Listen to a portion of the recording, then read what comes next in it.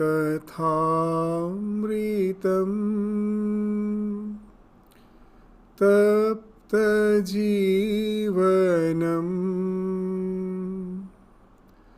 कविभिरीरितम्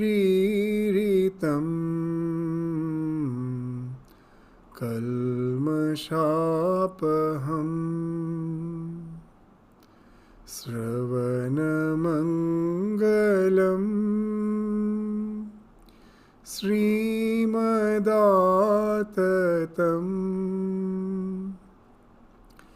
भुवि गृह्णन्ति ये भूरिदा जना.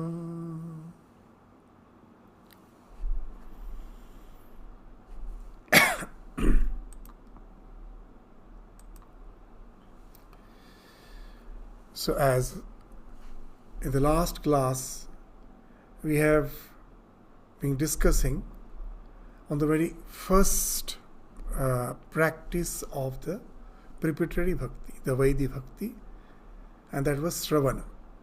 And today today's class we will dedicate it to the discussion on the very second practice, the second practice of Vaidhi bhakti, the preparatory bhakti, and that is Kirtana. Kirtana means chanting. Shravana means hearing, and Kirtana is chanting. So this Kirtana refers to the singing, chanting, or reciting the names and deeds of Ishvara. So in the entire Shrimad Bhagavatam, we will find that the divine incarnations of Vishnu have been all described. And in the process, the life of so many saints, sages, and the various way they have expressed their bhakti. They have related to the divine incarnation through devotion, the various ways they have done. That's the description we find in the entire Bhagavatam. And of course, in the Bhagavatam we find Sri Krishna is not an incarnation. He is Bhagavan Swayam. All others are the incarnations of Krishna. So that's how Krishna has been extolled in Srimad Bhagavatam. So his life, his divine sport is mainly described in the 10th canto, the 10th part. There are 12 parts, of which the 10th part is dedicated to the life and the divine sport of Krishna. So Kirtana refers to the chanting, reciting the names and deeds of Vishnu, of Ishvara, in these various divine incarnations. So as with all the 9 processes, we will find that bhakti will arise in one who sings, hears about, and rejoices in Bhagavan. So we have to be proactively engaged through devotion.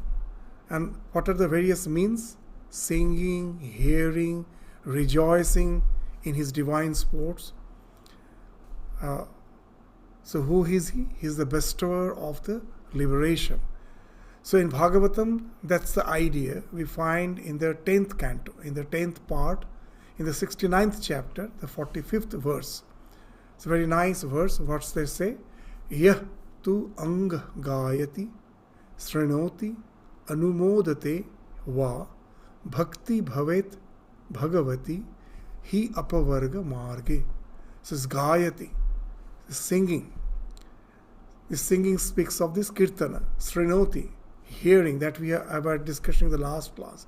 Singing, hearing, anumodate. Anumodate means rejoicing in the divine sports of Bhagavan.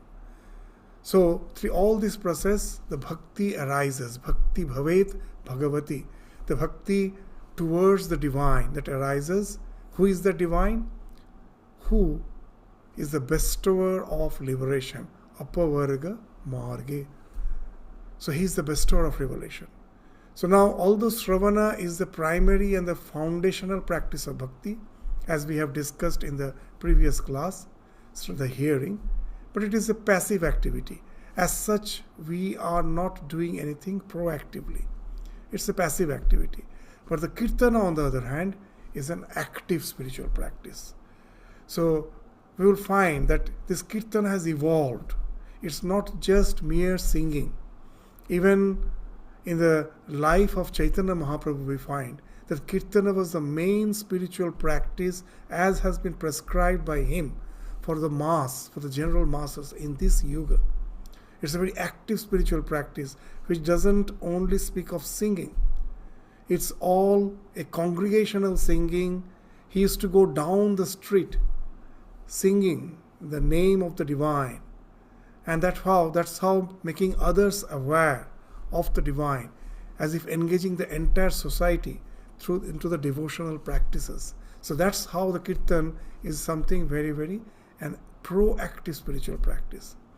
And it is the most accessible process for attaining immediate personal contact with Ishvara.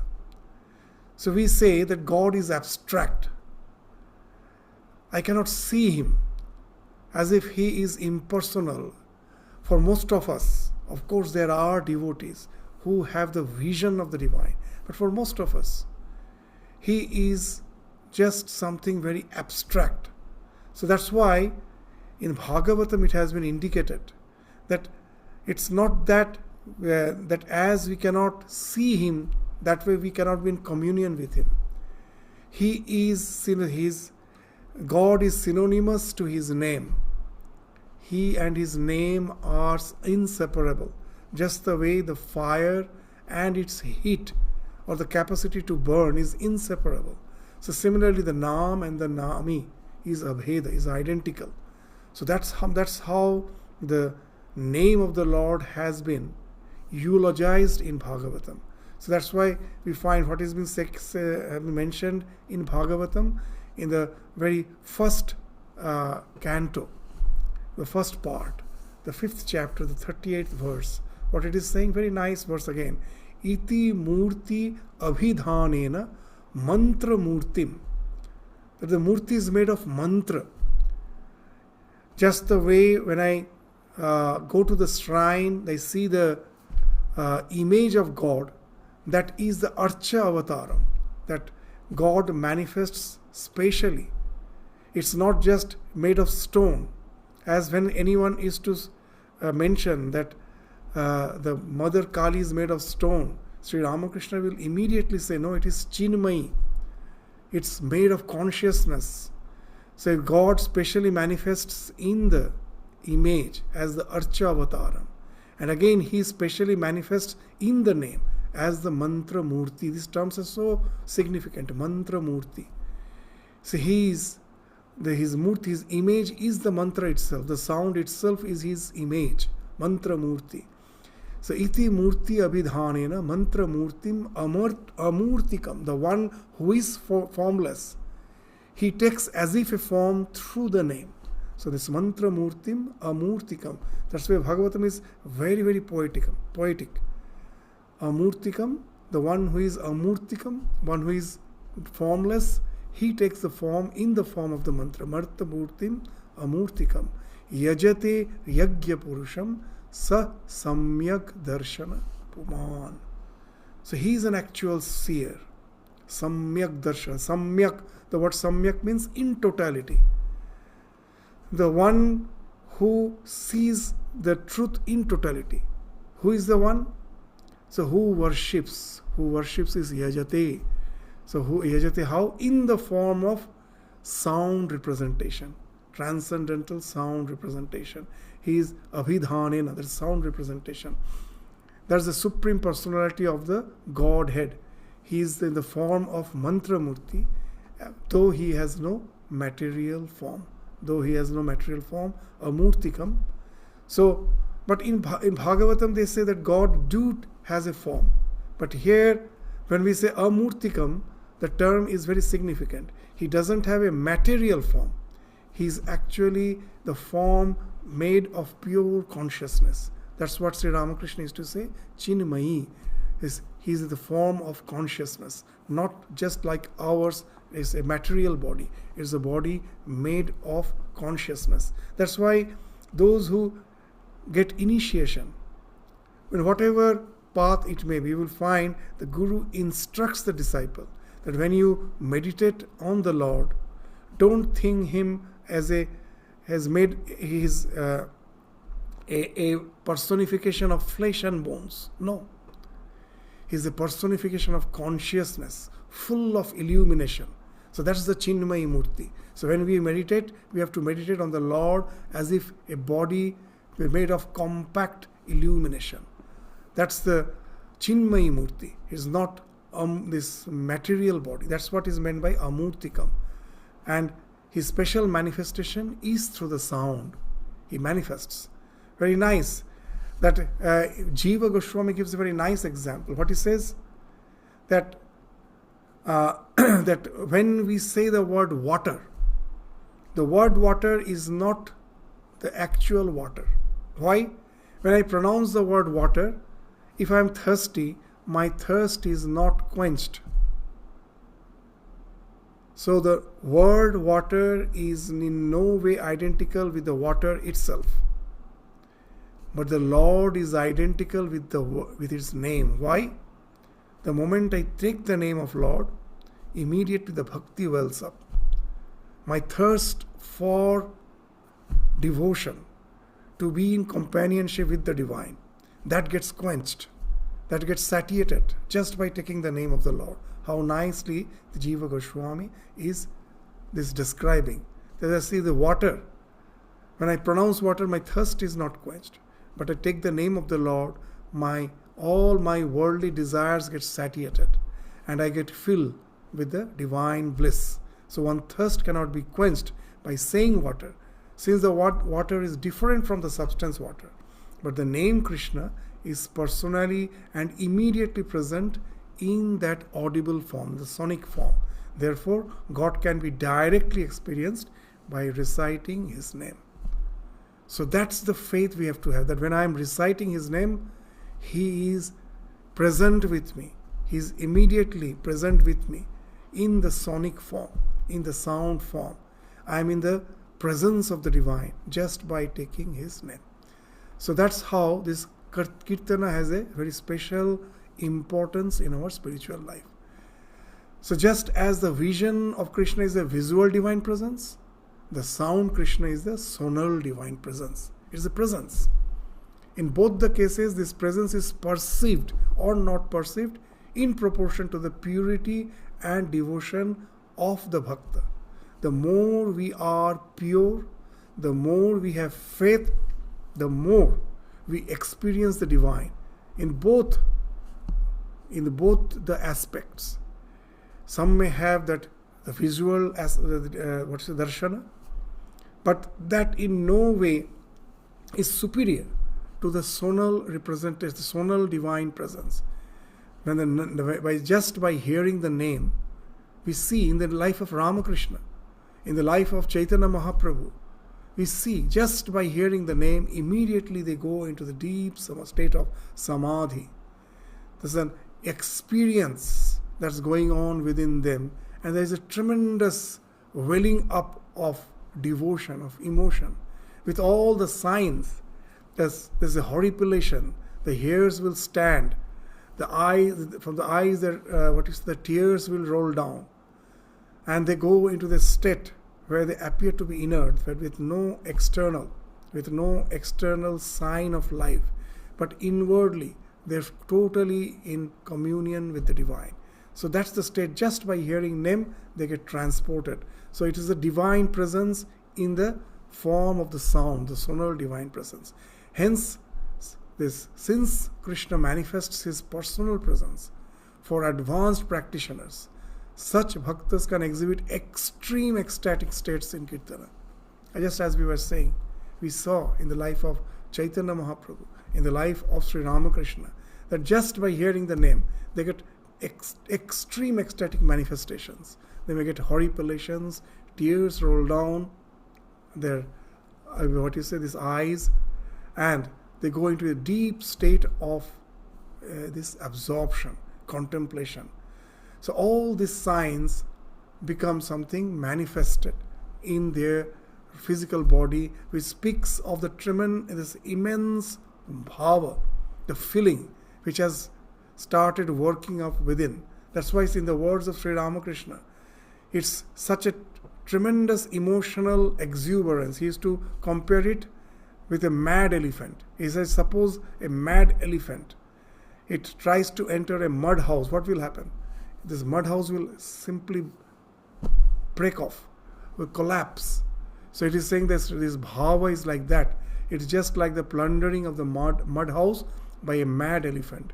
And that's what he used to call bhava hasti, the elephant of bhava, of this devotion, of this exuberance. Just this, so Kirtan can be that powerful. The more we are pure, the more our mind becomes like a matchstick, in the words of Sri Ramakrishna. Just a single strike, a single spark, immediately this strike, immediately it gets inflamed. So like the dry matchstick, the one who is more pure, the dry matchstick speaks of what? The purity. It's not drenched with the worldly desires. They all have been, all the worldly desires has been eradicated. That's what the dry matchstick speaks of. Such a person who has developed that purity. Just a little suggestion in the form of Kirtana, just chanting the name, hearing the name of the Lord, chanting, and the mind immediately experience the bhava, the exuberance of devotion. So hence mantra is called the Nama Avatara. Avatara means incarnation. The God is manifesting in various ways in this world. So in his name he manifests. Just the way in the shrine, in the deity he manifests as the Archavataram. Similarly in the name he manifests as the Nama Avataram. The sonic manifestation of the divine, which is infused with specific spiritual power, because the God himself is present in his name. So as wherever there is fire, there are the qualities of heat and light. So now, till now we were speaking of ecstasy, the devotional exuberance. Is that the only thing which we get with the Kirtana? No. Along with that, it ensures purity. Our mind becomes pure. It can no more get contaminated. And that's what is being indicated in all the verses in Bhagavatam. In the 6th canto, in the 6th part, the 2nd chapter, the 12th verse, what it is saying? Na ekantikam tathi krite api nishkrite manah punardhavati chet asat pathe tat karma nirharam abhipsatang hare guna anuvada khalu sattva bhavana. What's saying? That generally we hear that if I have done something wrong and I feel like performing some purificatory acts, like we go to the tirtha, we take a dip in the river, we do some ritualistic worship, and we think these are purifying. No doubt they are purifying. But in the Bhagavatam, what they are stressing in this mantra, that the most purifying is the God's name. Because with the purificatory act, at that moment you get purified, but the tendency to again do some evil things, that still remains. It doesn't ensure that I won't be repeating all those evil things again and again and again. There is no such surety. But the name, when I start chanting the name of God in the form of Kirtana, that changes our samskaras, purifies our mind. The tendency to do evil acts, the tendency towards worldly desires, that gets totally obliterated. It gets washed off. That's the sloka saying. That's why this is the most effective way of purification. Its efficacy is supreme. So first it's what's saying, that just the way the fire gives heat and light. So till now we were speaking of ecstasy.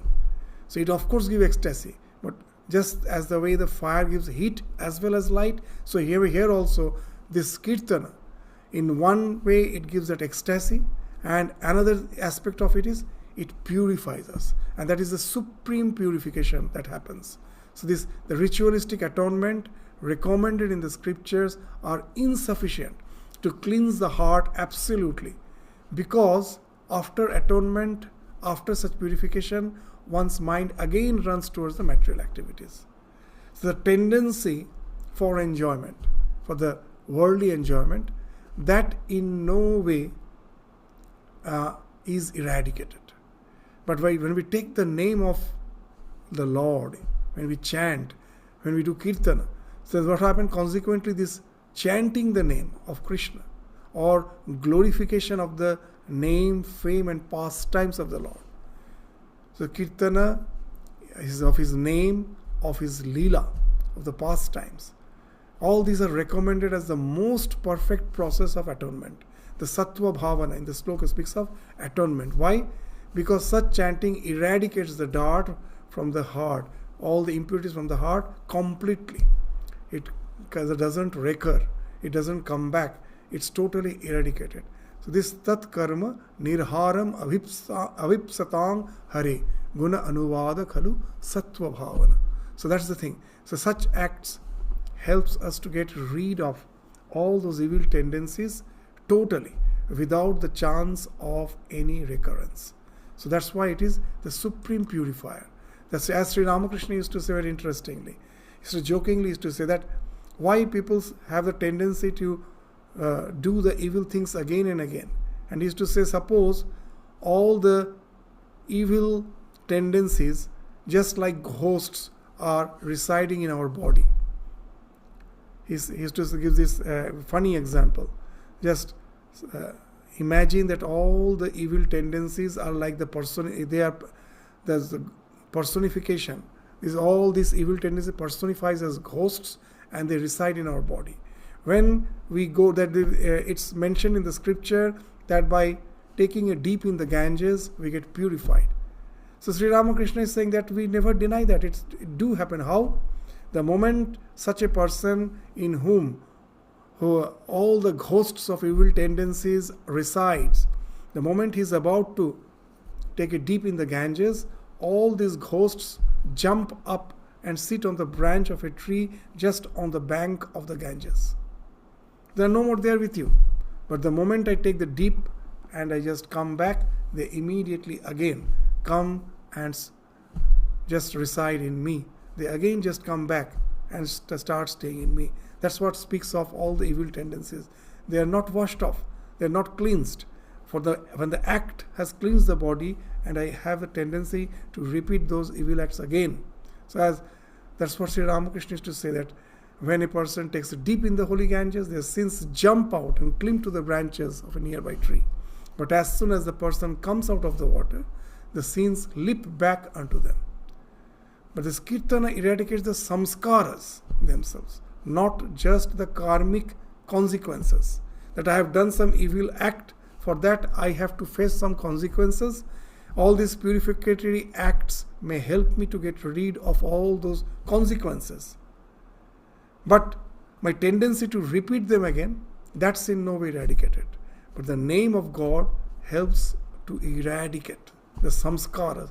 It totally overhauls our personality. As we find in the life of Sri Ramakrishna, Hari Maharaj, one of his direct monastic disciple, as a young boy, when he was visiting Ramakrishna, one day he came and confessed in front of Sri Ramakrishna. What was his confession? That I cannot get rid of the evil thoughts, the lustful thoughts. However I may try, they come back again and again.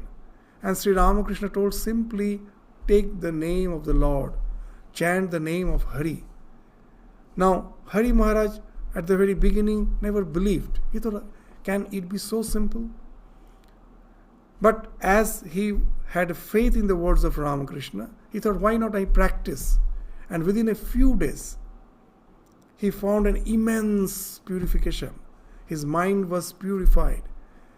That's the thing which we find even in the life of Hari Maharaj. And Sri Ram and Swami Vivekananda certified that if anyone has got rid of lust completely, is this Hari Maharaj. And how it happened? By that simple practice which Sri Ramakrishna prescribed to him. Because this chanting of the Lord's name purifies the samskaras itself. All our tendencies are washed off and the mind is overhauled. It becomes a new mind where it's all the impurities has been washed off, and it was only the pure thought, the thought of the God, that prevails alone. So it is a supreme purifier. The reason for this is that since Ishvara is non-different from the name, Nam, Nami, Abheda, is not different from his name. It is Ishvara who actually manifests personally within the mind of the sincere chanter. And where Ishvara is, there can be no impurity. Where God is He is the essence of purity. There cannot be any impurity.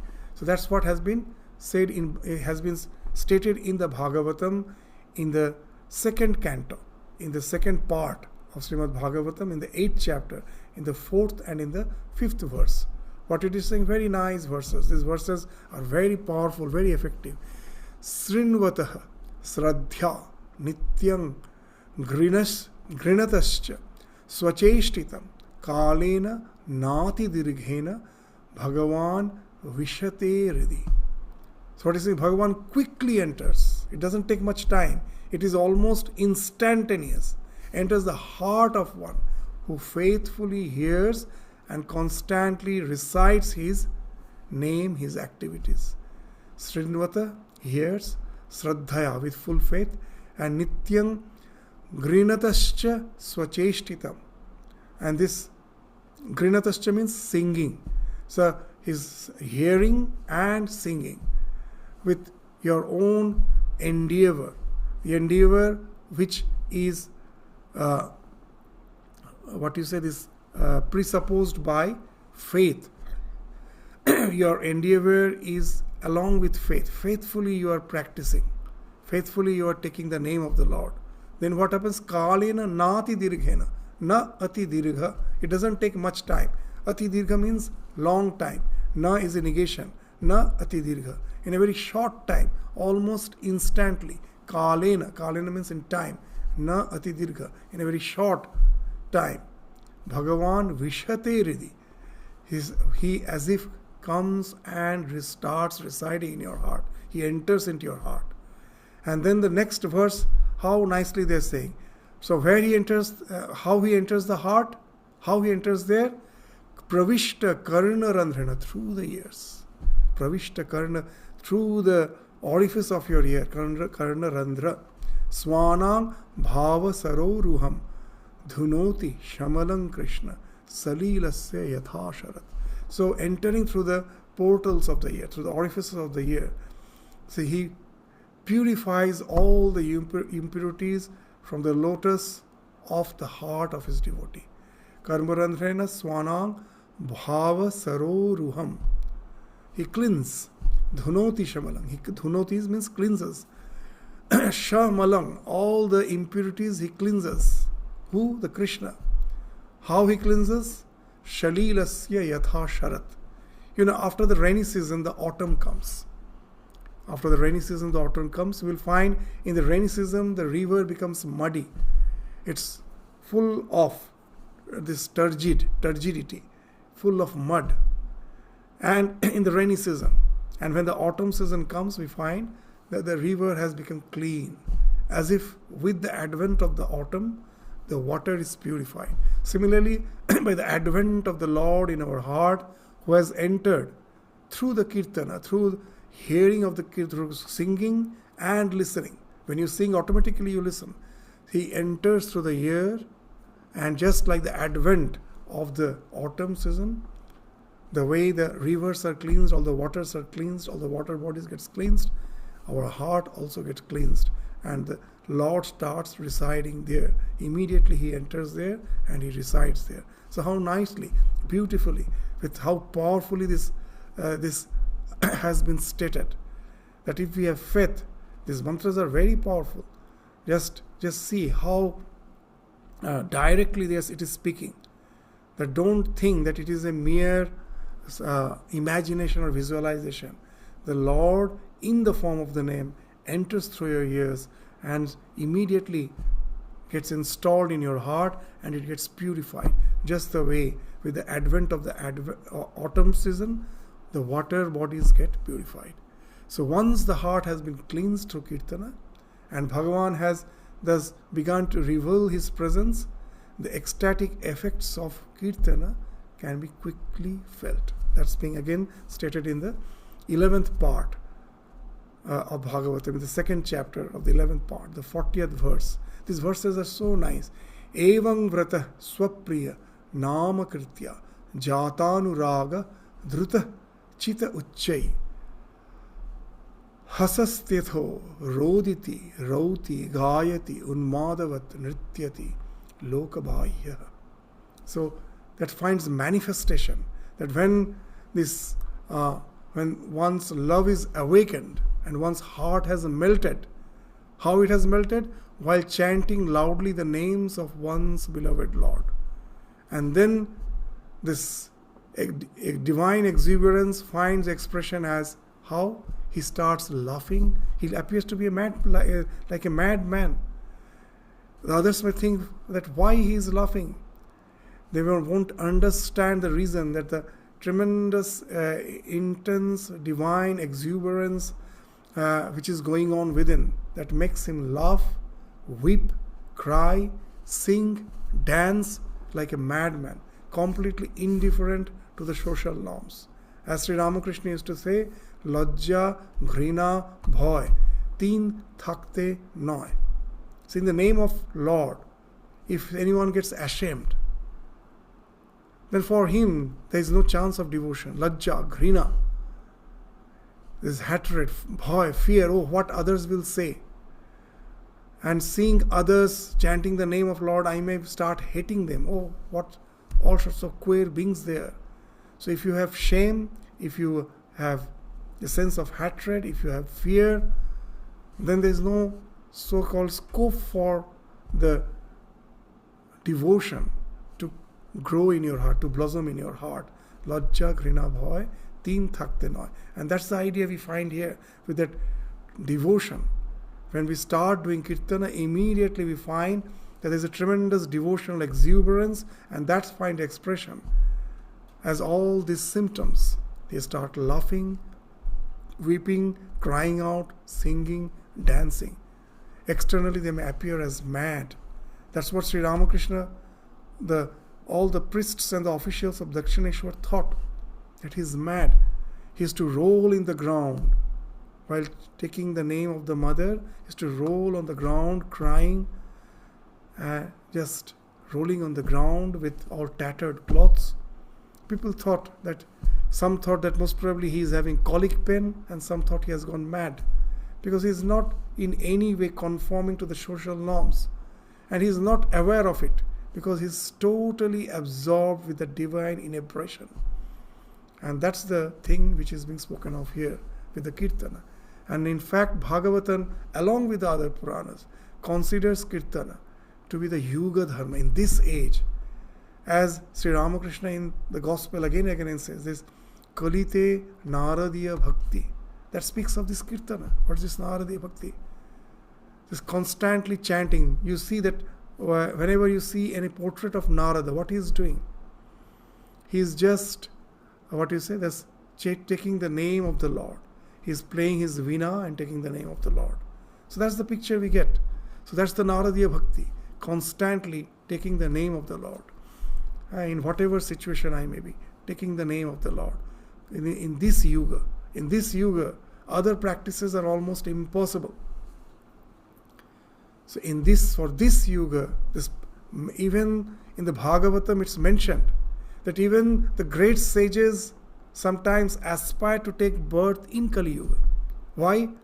Because with such a little practice, you can get divine exuberance. In the Satya Yuga, there was a need for meditation, intense meditation. In Treta, that was the age for yagyas, all these elaborate yagyas. It speaks of lot of preparation, endeavors. And in Dwapara Yuga, we find that serving the Lord's lotus feet, the service was the main spiritual practice in Dwapara. And in Kali Yuga, it is the Kirtana. It is in Bhagavatam, this is praising this Kirtana for this Kali Yuga as the Yuga Dharma. This is the religious practice for this yuga. So what's that verse in the 12th chapter, in the very last part of Bhagavatam, the 3rd chapter, the 52nd verse, what it is saying? Krite yat dhyayato Vishnu. Krite means in Satya Yuga. What was the spiritual practice? Meditation on Vishnu. Tretayam yajato makhai. In Treta, performing all these sacrifices, elaborate sacrifices. Dwapare paricharyayam. This serving the Lord's lotus feet in the Dwapara Yuga. Kalau tat hari kirtanat. And for this Kali Yuga, simply by Kirtana, by chanting the name of the Hari, you can obtain the same result. So in this age, with the deterioration of dharma, the Lord also out of compassion has made the practices easier. So here in this yuga, it's not possible to just exclusively practice meditation or do all those elaborate yagyas, and there is no need for them. He's saying just by chanting the name of Lord, constantly thinking of Him, one can get the same results. So that's how a Kirtana has been praised in Bhagavatam for this yuga. That is the Yuga Dharma. That is the recommended practice for this Kali Yuga. And then this practice of Kirtana includes Japa. Japa is also a type of Kirtana. Bhajana is also a type of Kirtana. That we will be discussing now. So this practice of Japa is also considered to be a form of Kirtana. So as Holy Mother used to say, Japat Siddhi, Japat Siddhi. In this age, you can attain perfection just by Japa. So that is also a form of Kirtana. So where Kirtana is a public congregational practice, Japa is something more personal. It is personal, private and meditative recitation of the mantra. Now in the Bhagavatam, we find 2 mantras have been indicated. So in general, the mantra for the Vishnu or for Vishnu is Om Namo Narayanaya. In the 8th canto, the 3rd chapter, the 32nd verse, and there we find the reference to this mantra, Om Namo Narayanaya. And there is a mantra for Krishna. There are many such references in many places. That is Om Namo Vasudevaya. So as a Krishna Bhakta, one can chant the name of Om Namo Vasudevaya, and as in general, as a devotee of Vishnu, of any of these avatars, Om Namo Narayanaya. These are all very powerful mantras. There's a very nice story in the life of Ramanujacharya. His guru gave him this mantra, Om Namo Narayana, and told him, this is very secret and sacred. Don't divulge it to others. And then Ramanujacharya asked, if I divulge, what will happen? He said, the one to whom you divulge the mantra, he will be liberated, but at the cost of your liberation, you will go to hell. And immediately, Ramanujacharya went to the top of the Gopuram, and from there, of the temple, and shouted the mantra. He called all the people and shouted. His guru was enraged. Just now I warned you. What have you done? And then Ramanujacharya's heart was full of compassion. What a nice thing he's saying. That if by just hearing this mantra, others get liberated at my cost, let all these people, these thousands of people who have gathered to hear this name, let them be liberated. I don't want liberation. At my liberation, if at the cost of my liberation so many people can get liberated, well, I divulge that mantra to him. So even here also we find one thing. A bhakta doesn't want liberation. He wants devotion. So when Ramanujacharya is saying that at the cost of my liberation the others may be liberated, actually he is a bhakta. For him, more important than liberation is bhakti. That in whatever situation of life I may be, even if in the hell I may be, that becomes desirable if I don't forget the name of the Lord. So where I am is not important. What's the state of my mind? So whether I stay in Vrindavan or Kashi, that's not important. Even in a house when I am staying, residing, along with my family, if I am constantly thinking of the Lord, if I am constantly chanting His name and having the devotion when I am chanting that name, that's the highest attainment. So wherever I may be, what's the state of my mind, that speaks of my attainment. So that's why, though he divulged the name, there was no such fear that he was going to, even if he has to go to the hell, that's no fear. Why? Because he knows, because with devotion, he will be constantly thinking of the Lord wherever he may be. So whatever may be, these ideas are wonderful. We find that these mantras are very powerful mantras, which has been indicated in the Bhagavatam.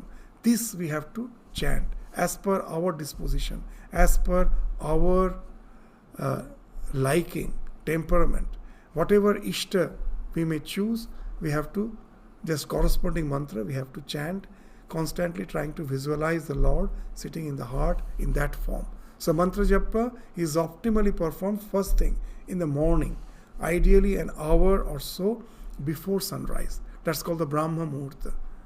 So when we wake up, from that time, this japa creates a very deep samskara, because that's the time when the mind is at rest and is no longer in the state of lethargy, that all the tamas has been washed off, you have been refreshed, the mind is fresh, and the activity of the day is yet to commence. Yet all that you don't have to take care of the immediate responsibilities. The world is still sleeping, but you have got up, refreshed, active, and that time, in that silent moment, when if we can chant the name with full faith, that creates a very deep samskara. So that has been also a type of Kirtana, this type of japa, which has been prescribed in the devotional, all the scriptures. In Bhagavatam too, this in the Brahma Muhurta, taking the name of the Lord, doing the japa is a very effective way of Kirtana. So in japa, the mind is to be fixed without deviation on the mantra, and this practice requires prolonged, regular effort. This is as Swami used to say, purity, patience, perseverance. So we may not find the effect immediately, but the effect do happen. Subconsciously it is happening. As that example which we give, suppose a coarse rock is lying on the riverbed, water is flowing over it. At any point of time, there is no change. It seems the stone with all its angularities is just the same. There is no change. But in sufficient time, in 100 years, you'll find that all the angularities has gone. The rock has become smooth, just like the Shivalinga. So the change was happening. It was not perceptible. So what was needed? Just like the flow of the river, our minds would incessantly, constantly go on chanting the name of the Lord without thinking of the result. Oh, but the mind, I find there is no as such change, and I stop chanting. Then of course, all my spiritual evolution stops there itself. Whether I find any result or not, with patience, with perseverance, I go on doing the practice as has been prescribed by the Guru in the Brahma Muhurta. And that is also, this type of japa is also a very effective way of Kirtana. So however, this is ideally performed in a mind. Very interesting thing. This point is very important. It is to be imbued with love for Ishvara, rather than just mechanically. So japa has two things. One, you should have a sense of devotion, love towards God, and another, total dependency. That before I start japa, I should pray to the Lord. What? That it is you who can calm down my mind and make my japa effective. It's not going to happen by my effort. It is you, by your grace it is going to happen. So seek the divine guidance, divine grace, and try to have that devotion. These are the two factors that can make the japa effective. So it should be full of love and it has to be uttered in a mood of total dependency on Ishvara's grace, as opposed to one's willpower and self-effort. That our japa sometimes is ineffective. I sit down and I think with my effort I'm going to keep the mind calm. No. At the very beginning, I should pray with full resignation. Oh Lord, I am incapable. We should have that humility. It's not possible for me. With my effort, it's not possible. I don't have that samskara. That's why I'm resorting to you. I have taken this recourse to you.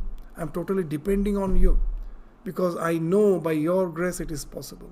It is not possible. That's why in complete works we find Swami Vivekananda in one place is saying that spiritual evolution can happen only by super divine power, not by human power, by super divine power. So for that resignation should be there. With that total resignation, pray to the Lord. If you remember those who have initiation, at the time of initiation, the Guru do instruct that before starting your japa, pray to the Lord. Oh Lord, just see that my japa becomes effective, that in this very life I may attain you, that by your power it is possible. So this total dependency on Ishvara's grace and that love. This too, when is associated with the japa, then japa becomes very effective. As has been stated in the Bhagavad Gita, what we have to do? That the mind, its natural tendency is to get deviated. So it's very natural. We need not be bothered about it. But whenever it is getting deviated, again and again I bring back my thought to the thought of the Lord, Ishvara. So sometimes this is the example which we give. What's the example? That generally we think that when I am doing japam, I have to stop all other thoughts. It's just like the bouncer. They will find that the bouncers, they are there like the security to not allow the intruders to come in. So as if my mind has to be like a bouncer to just bounce back all the thoughts. Only the thought of the Lord should be there. And that way I will find in a very short time I get exhausted. What should be my approach? No, I need not act like a bouncer. What I say, everything is allowed. All the thoughts that come is allowed. But the thought of the Lord is my chief guest, is the honorable guest. Now when we have some event where everyone is welcome and all are coming, but the chief guest, he gets some special attention. We just wait for him, for his arrival. The moment he arrives, we go and greet him. Most probably we put some garland, we put some this mark of sandal paste on his forehead, welcome him and just make him sit just by our side and go on conversing with him. All welcome. Others are also there. But all my special attention is towards this chief guest. So that's what the japa has to be. That others are there, they are coming. I need not get disappointed with that. They are coming well and good. But the thought of the Lord is my chief guest. Again and again, I have to bring back my thought to Him and Him alone. Gently, I have to bring it back. Yata yata nischarati manas chanchalam asthiram tatastata niyamyaitat atma neva vashangnayat. So whenever the mind is wandering, one should bring it back and focus on God. So the mantra one selects should correspond to the manifestation of the Ishvara towards whom one is attracted. So Nama Rupa. That even in Bhagavatam, it has been prescribed that as per your choice of your Ishta, the chosen deity, that's the form you have to visualize in your heart, and you have to take the name constantly. Nama Rupa. As Swami Vivekananda gives a very scientific explanation of this type of meditation. He says, very interesting thing, that when you are trying to visualize the form of your Ishta, of your chosen ideal, at the same time you are repeating the name, then the meditation becomes very effective. Why? He says very interesting thing, that our thought has two components. Nama Rupa. Whenever I'm thinking, suppose the mother at home or at his work suddenly thinks of his child who is at school. What will happen? If you just can go and scan the mind, you will find two components are there. The moment she thinks of her son or her daughter, of a child, the two things. The moment she is thinking, she will be just thinking of the name of the child, and in her mind the visualization of the form will be there. With all our thoughts, that's what happened. The thought has two components, Nama, Rupa. The moment I say rose, immediately the form of the rose will be visualized in your mind, and the word rose immediately helps you to visualize that. So this name and the form. For each and every thought, these two components are there. Now when I'm meditating, if I just go on mechanically repeating the name, then what happens? That I have taken care of the Nama aspect of my thought, but the Rupa aspect is free. So you'll find it happens that I'm taking the name, some mechanical repetition is going on, and my mind is visualizing all sorts of things. So to take care of the visualization too, because that also is one of the component of thought. So Nama, Rupa, these two together. That's why we will find that in all the traditions, whenever we are asked, instructed in this meditation, we are asked to do dhyana, just visualize the Lord in our heart when we are taking the name. Then the Nama and the Rupa, both the aspects are taken care of each and every thought, and then the meditation becomes more effective. So that's why there's the mantra one selects should correspond to the manifestation of the Ishvara, visualization of that Ishvara towards whom one is attracted. So and now we will just going to conclude today's discussion with with the mentioning by mentioning the the exemplar of japa, the one who is considered as the the role model of this japa tradition. He is Haridas Thakur, Chaitanya Mahaprabhu's associate, his disciple. Now, this Haridas Thakur's life is something wonderful. He used to do 300,000 japa every day. When he died, Chaitanya Mahaprabhu danced with his body, Sankirtana. He was such a favorite. When he died, there is a very nice story that when Haridas Thakur was getting old, and one day Chaitanya Mahaprabhu used to visit him every day. This was a routine. Chaitanya Mahaprabhu will in the morning just go to the temple and this of Jagannath, and after returning every day he used to go to this kutia, the cottage of Haridas Thakur. And Haridas Thakur one day he found in his old age dejected. Chaitanya Mahaprabhu asked, how can you be dejected? You, the one who is a devotee of the Lord? Well, he said, no. What's the cause of dejection? That with age I am finding that I took the resolution that I will repeat the name of my Lord 300,000 times a day. So almost the entire day and night is to pass in taking the name. And now, at the time of now, as I am growing old, I find it is becoming difficult for me to repeat 300,000 times. So now, that's why I have to leave my body. As I am finding it difficult, there are two reasons. One, and another, I have got an indication that you too are also not going to stay long. You are also going to leave your body very soon. And I don't want to leave after you depart from your physical form. It will be a tremendous pain of separation for me. I want to die before you die. And that's what happens when we find that when his last moment came, he was asked to be he requested that he should be laid down just on the shadow of the Tulasi grove, and while taking the name of Krishna, he left his body, he departed from his body. And Chaitanya Mahaprabhu was so much ecstatic after his passing away. he just took his body on his lap, and he was just going around this Tulasi grove with all other associates, all the devotees, chanting the name of the Lord. He was such an exemplar of Harinam Sankirtan.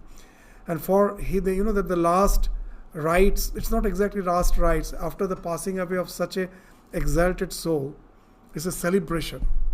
On the 14th day, the celebration is there. There's a bhandara, sadhu bhandara is given.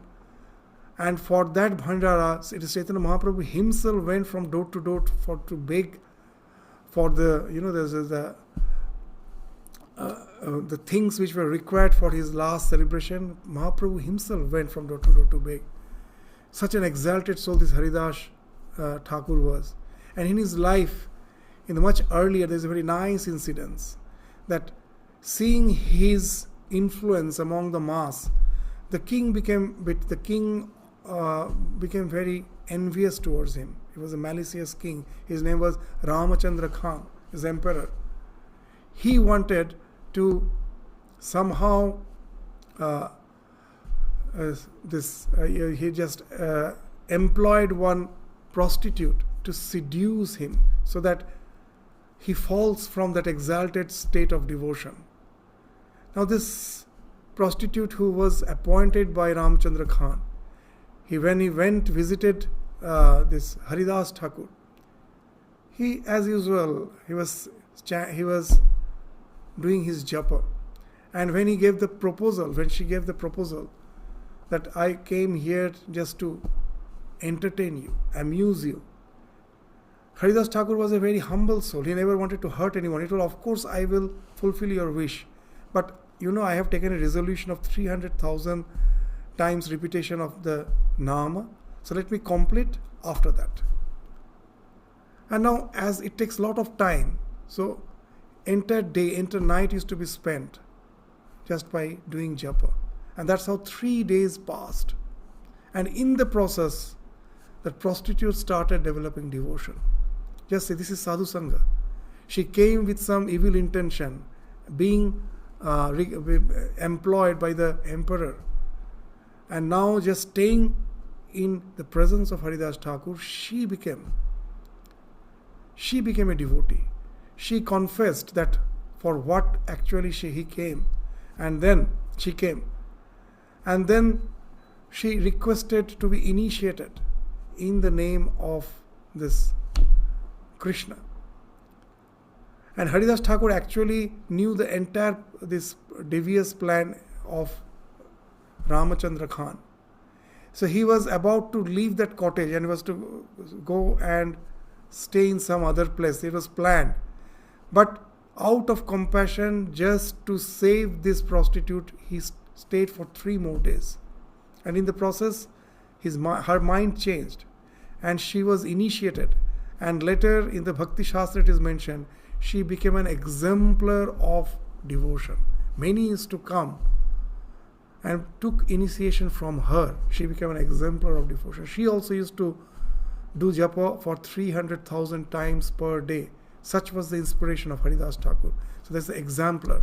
That's why Holy Mother used to say, Japat Siddhi. Just by this japa, you can attain Siddhi, you can attain perfection. Nothing else is required. So just to end today's discussion, we can say this another form of Kirtana is Bhajana, which is almost similar to Kirtana, but Kirtana mainly gives stress to the name of the Lord, but Bhajana also speaks of what? All the Leela, the pastime of the Lord has been described in the form of devotional songs. That's the Bhajana. And through that also one can attain the same results as this Kirtana. So we can also mention here this term Bhajana, which overlaps in significance and content with the term Kirtana, and is also often a public practice, but tends to refer to the devotional hymns about Ishvara, inspired by the epics and the Puranas, where the pastimes of the divine incarnation has been described. So by the devotional hymn reflects all those things, and through that also one can have the same type of effect. Its efficacy is same as Kirtana. So this Kirtana includes this japa and bhajana.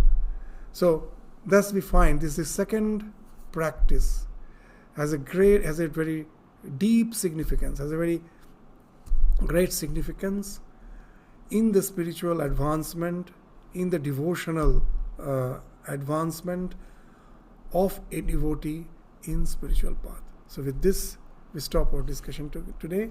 The other 7 practices, one by one. The total out of 9, we have just studied the first 2.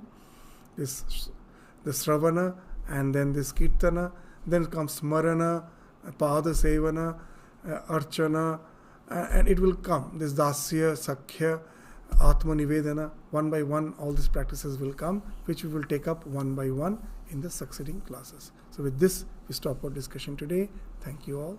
Namaskars.